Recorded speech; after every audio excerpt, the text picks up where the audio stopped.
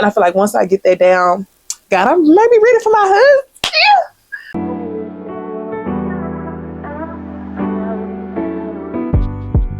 Hey y'all, I'm Nesha and welcome back to Right Where You Are, the space where faith meets real life, and I remind you that your right now is enough. No fake perfect, no skipping the messy parts, just God, growth, and a little bit of laughter along the way. If you haven't already, make sure that you go ahead and hit that subscribe button and follow us on all of our social media accounts at Right Where You Are on Spotify, TikTok, and right here on YouTube. Well, y'all, today I know I like to talk about subjects that are going on currently in my life. And if you can tell from today's title, we're going to be talking about not giving up during that waiting season. I love talking about this season of my life because this is something that is new for me. Like I've said in the past few episodes, this is something that God is really changing me. He's changing the way I think. He's changing my triggers. He is really reinventing me. And I was starting to feel a little discouraged. I'm not going to lie, the past few days. So today's Wednesday. I had a great time with my family this past weekend. It was something that I really needed. Every time I get with my family, y'all, it's like a ball. Okay, we have us a good old time, and it was just a lot. We got together and we decided to do my mama a surprise 50th birthday party. And if you know me, I'm like I like to be out of the mix. I just like to be like just show up and just be a part of it without the planning of it. But I was the one that was spearheading the party, and I was just like, God, like, oh, I gotta call folks, order stuff, decorate and all this, and I was just kind of nervous because I like to be like behind the scenes, not being the one that's okay. You do this, you do this, you do this. I'm not that kind of. I mean, I can be, but it's like I'll just try to do it myself before I ask anybody for help. And that last week was definitely a lesson for me. Like, if you have help, use your help. Like, God put those people in your life for a reason, and He doesn't want you to stress out. So the only thing you have to do is just ask it. Open your mouth and ask. Do that, because that's what our family is there for. So I really appreciate my family.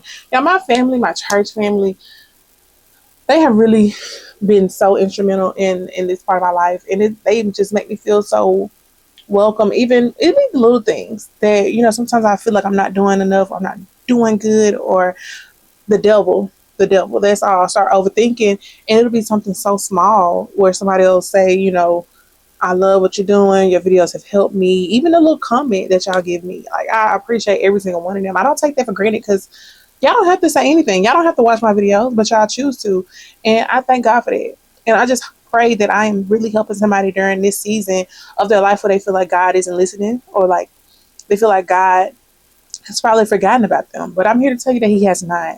Even in my season where I have my days where I'm like, okay, God, like, what's going on? Like, I'm praying, I'm fasting, I'm worshiping your name, reading the Bible.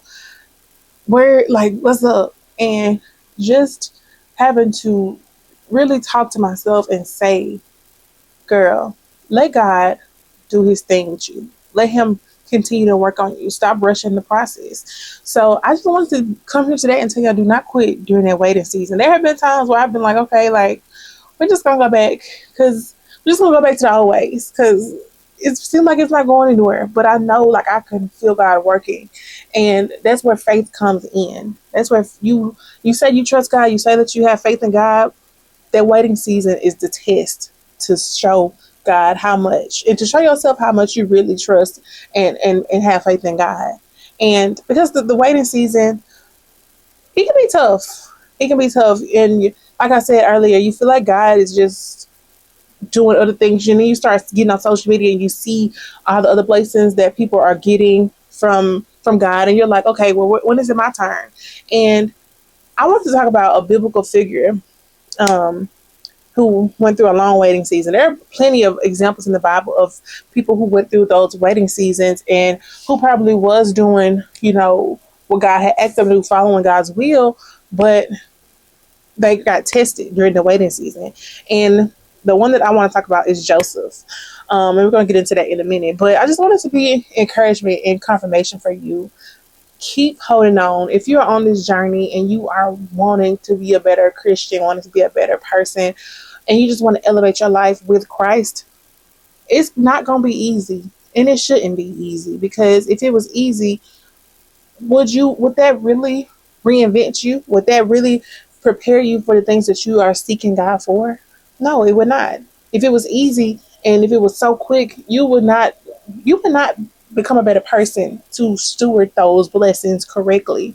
So you just have to, whether you have to write affirmations, write things down, journal, write out your frustrations. God understands and God knows. But it's a difference between questioning God and doubting God or not having faith.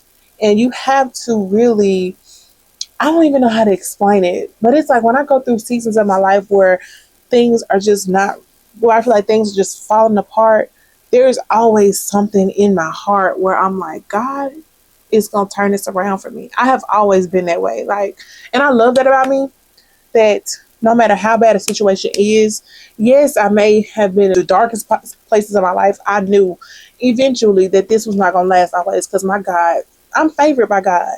God has my back. God loves me, and God will not leave me in this place. I know that if I keep on living and, you know, keep on doing what I need to do, God is going to make a way for me every single time. It has not failed. And that's what I wanted to just to let y'all know, like, hold out and don't let the devil win, because like I said in a previous episode, going through spiritual warfare, that is a very scary place to be, but I feel like it is a very honorable place to be, because that should show you that the devil sees something special in you that he's trying to stop. He's trying to make you revert back to your old ways, and you can't give him that satisfaction. You have to stand on your values, have to stand on God's value, and just have to just keep pushing with God and keeping God at your center. Even when you feel like God ain't listening or you feel like you can't hear God, continue doing what you know to do to get yourself closer to God, to deepen that relationship with him. Because yes, God does put us in seasons of isolation, of waiting, of, silence, where you don't hear from him. He's preparing you before he can give you the next steps, before he can trust you with that next season of your life. He has to prune you. And yesterday I had a revelation. Like, I was just like, girl, like, we ain't been doing like makeup like that for your podcast. You haven't been doing putting on nails. Like, y'all, I turned into a whole girly girl. If you know me, I'm like a tomboy at heart. Now that I've gotten older and I've been able to like keep myself up, pay for my lashes, nails, toes done, I'm at a point in my life where I can't do that right now. So being able to do it at home and save money has been like my way of like keeping myself up. My skincare routine, I love doing skincare on myself. And it's like the past few weeks, it's kind of like been drifting off. And I was like, hold up, girl. We worked very hard. And then my eating habits have started to like kind of revert back to my old ways. I have lost a lot of weight from the beginning of this year to now. And I'm so proud of myself. And I just felt myself like being at home now, I'm comfortable.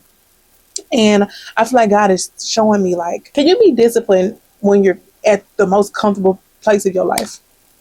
I feel like God is teaching me discipline too, like discipline, like being disciplined, being consistent with posting on social media, with keeping myself up with my skincare, with my eating. Y'all do know I fast a lot. I don't fast for weight loss, but before that I was calorie counting, and that's really how I started losing weight. I was just like, after so many calories, I would not eat. And then I cut out chips and drinks and all that and candy. I wasn't eating anything like that. And now, like, I see myself, like, I'll be in a store, pick up me a little small bag of chips, and I'm just like, no ma'am. I had to give myself a come to Jesus meeting yesterday, and I'm on another fast today, 3-day fast that ends Friday afternoon or evening. And I just said we have to get back to us. We work too hard. Like, I feel good about myself, but it's like I'm good spiritually. Like, every day I have been in my Bible, watching a sermon. I need to start back reading books. I've been reading the Bible, but I need to start back reading books that are Christian based. And I was just like, girl, like, let's do this. Like, and then, I had to say to myself, we are going through probably a season of my life that I've never experienced before. And I feel like whenever you like have to have that come to Jesus meeting and be honest with yourself and have that self-awareness, you need to also praise yourself too about things that you have been working on and that you do see a change with. And one of my things is, I don't know if y'all are familiar with like attachment styles. So this is like how I show up in romantic relationships, and it's one thing that I wanted to work on because I have an anxious attachment style. And one thing that I have been praying to God for, and God has told me like I need to work on before I can be a girlfriend, fiance, wife, is working on my anxious attachment and my codependency. I'm very codependent. Whenever I'm in a relationship or romantically involved with somebody, I consume them. Like, I want them at the center. I want them to be my world. I want them to know, like, whatever you need, I got you. And I feel like that's due to me. I feel like when you've been raised up in a marriage, it changes how you look at relationships. Because my mom is like the perfect wife. Like, she cooks, get clothes ready for work. She get clothes ready even when my daddy don't have to work. And like, she just takes care of home. And that's what I always saw her do, even when she don't feel good. And you can see the dynamic change whenever she's sick or something goes on with her. You can see the dynamic of the household change. And I've always admired that about her. And I feel like me watching her do this and do these big extravagant things as a woman, just seeing that, I feel like I have to do that for whoever I'm involved with romantically, even if it ain't my husband. And that's why I'm like, you gotta let people earn that. And that's what I'm working on with God right now. And with the anxious attachment comes like where my mood is set around that person, and I don't want that, because God is my source, God is my center, and you can't control, or you can't base your emotions, your day off of if somebody calls and texts you or not. And that's not even what this episode is about, but I just wanted to fill y'all in on where I am in my life. I have really been working on myself, genuinely working on myself. I journal every day, pray to God, worship God, listen to gospel music. I ain't never had this many gospel songs in my phone, baby. You open this phone up, you getting trap music and Brent Summer and Drake. You gonna be crying, opening up my phone, crying, and then on the next other end, we jamming and we having a good time. But now, like, I have so much gospel music, and like when I was at the beginning of this season of my life, where I was going through at the beginning of my transition, I was like, I see why people listen to gospel music a lot. I see why people do all these different things, because they want to stay in the presence. They want to stay in alignment with God, because what you listen to does play a big part in your day, in your walk with Christ. But just being a better me, for me, back to my anxious attachment, I see that, I don't want that for me anymore. I want to have a healthy relationship where he has his life, I have my life, and together we have a life together as well, but healthy, and understanding that it's okay to lose control and let God handle it. And I had to praise myself about that, because there used to be things that used to trigger me in my romantic relationships. And those triggers the things that used to trigger me like 2-3 months ago, they have happened recently. And like, I haven't lashed out. Like, normally something go on with me and I feel like you playing with me, or I feel like you trying to get over on me, baby, I'm gonna let you know right then and there. Even if my mind, it's like, once my mind thinks something, it's true. Most of the time it's not. But we always try to cover it with women intuition. Women be knowing, don't get me wrong. But when it comes to anxiety, you have to know, like, when it's your anxiety talking and when it's your intuition talking, or when God is giving you revelation and giving you the confirmation that you've been seeking him for in those different relationships, as far as like revealing things to you. So, and trying to discern which one is which. And I have seen now that my anxiety lies to me a lot. And just keeping myself calm and learning how to regulate my emotions by myself. That is one big thing that I'm learning how to do. And I feel like once I get that down, God, I'm maybe ready for my husband. Yeah. But no, y'all, but for real, I just feel so good. And my self-awareness now has gotten so much better. Oh my gosh. I used to always think that everybody else was the problem, especially romantically. Like, I would drop my boundaries, and if you couldn't drop your boundaries for me, you the bad person, because I'm doing all this for you. Why can't you do that for me? You can't hold people to that standard. You have to have your boundaries and stand on your boundaries, because everybody has their boundaries. You just have to be an advocate for yourself. That's all, just showing up for you. That's all you got to do. And that's what I'm learning. And I just feel good, y'all. I feel so good. God is so good. I'm getting ready to turn 27 in a few weeks. Y'all, I'm just so excited. I'm in a great place. I'm at peace. There are times where, like, my anxiety will get the best of me and I'll, like, start to spiral, and I have to snap out of it. Like, my God has not left me. My God is still with me. My God loves me. So now, y'all, we're going to be talking about Joseph's story, and how the waiting season can be hard, but if you hold on, just know that God got you. God favors you. So if you look at Joseph's story back in Genesis chapter 37, we see where, his brothers were starting to become very jealous of him. It was past jealousy at this point. They were thinking of ways to kill Joseph because they were jealous that Jacob, which was their father, favored Joseph so much. They were upset, and they were upset that Jacob gave Joseph this nice coat, showing just how much that he admired and loved his son. So this made his brothers very jealous, very bitter, that they kidnapped him. They were going to kill him, but instead they ended up selling him for some silver. So now Joseph has become a slave. And through that story, God still never took his favor off of Joseph. And I feel like a lot of times when we go through bad things, I feel like the church has made that, especially old church back in the day, used to make me feel personally that if you're going through bad times in your life, it's obviously because you did something bad. That is not the case. Yes, we all sin, but sometimes we go through seasons that are meant to make us stronger. And yes, some things do happen to us that are things that you put out into the world that's coming back around, because you always gonna get your karma. Just seeing how Joseph's story was, how traumatic it was. Then he ended up getting sold to Pharaoh, to where he became like a house attendant for for Pharaoh.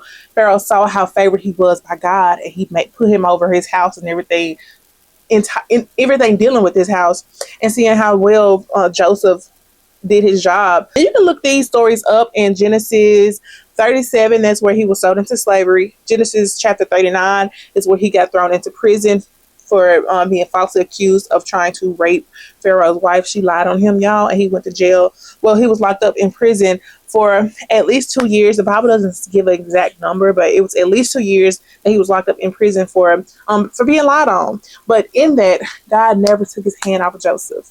And even in prison, there were 2 workers that Pharaoh ended up sending to prison.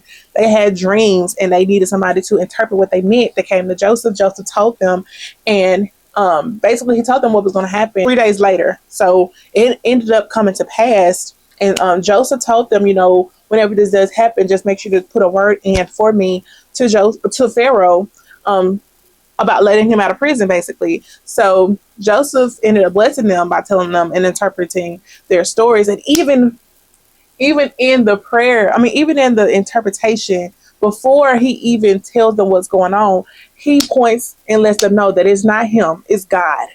Oh, y'all. And that's how you never lose your favor with God. Whenever God blesses you with different types of gifts, God wants that praise back.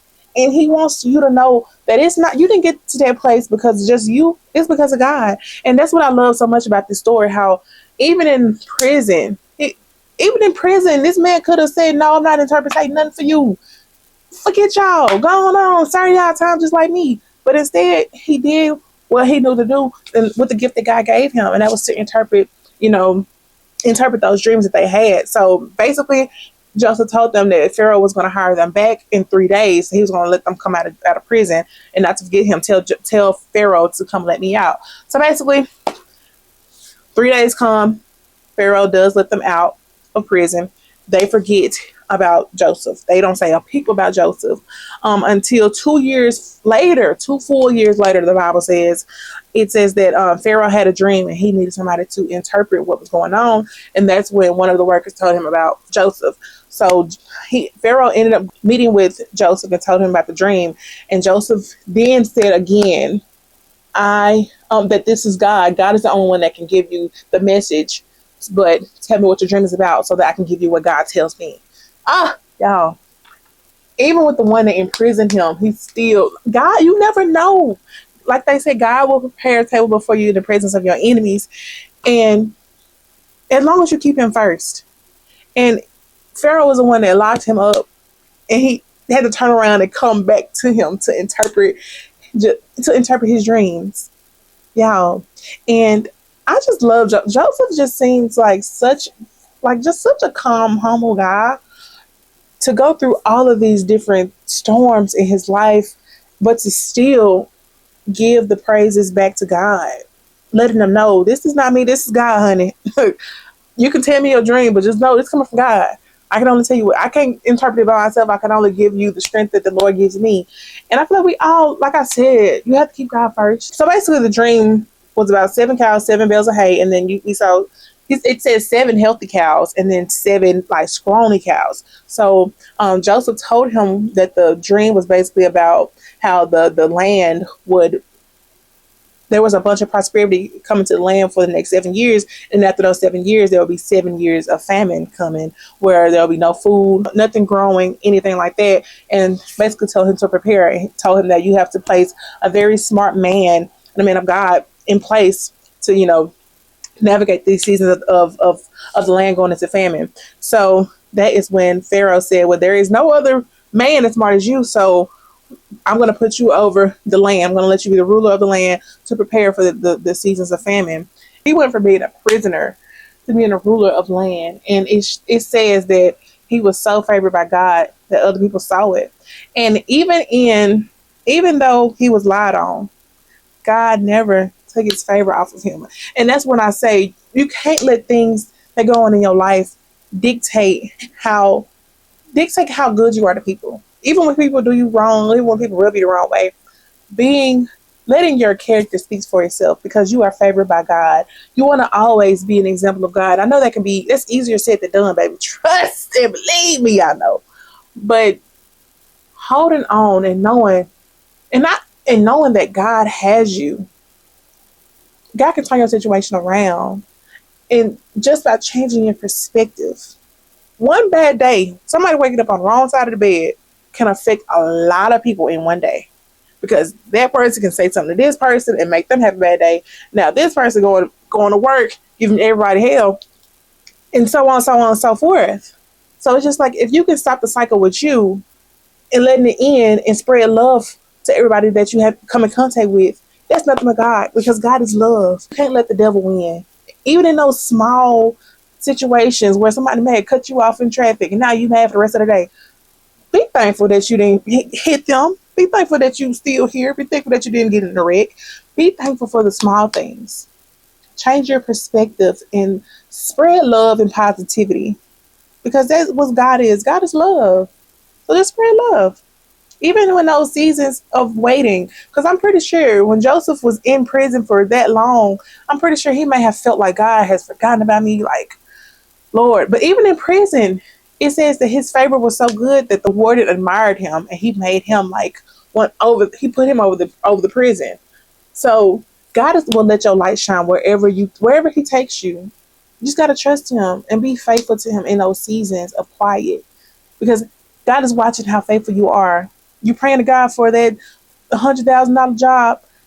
You have to be faithful when you're only making $15 an hour. Being faithful to God, being grateful in those seasons. God is watching that, and if He can trust you with 15, He can trust you with $150,000. Yeah, come on, lights. Speak life over yourself. God got you. But y'all, that is all for this episode. I hope y'all enjoyed it. I hope y'all been enjoying these videos. I just feel so good, y'all. Even when, the past few episodes, I haven't been feeling like myself, honestly, because it's just so much work going on in me. And I just have to tell myself, like, you're going through a transition. Everything is not going to be the same all the time. Every day is not going to be the same. You're going to have ups and downs, highs and lows. But to praise God in those moments, in every moment. God got me. And God got you. I will see y'all next week at 1 p.m. on Friday. I love y'all. I hope y'all are having an amazing week.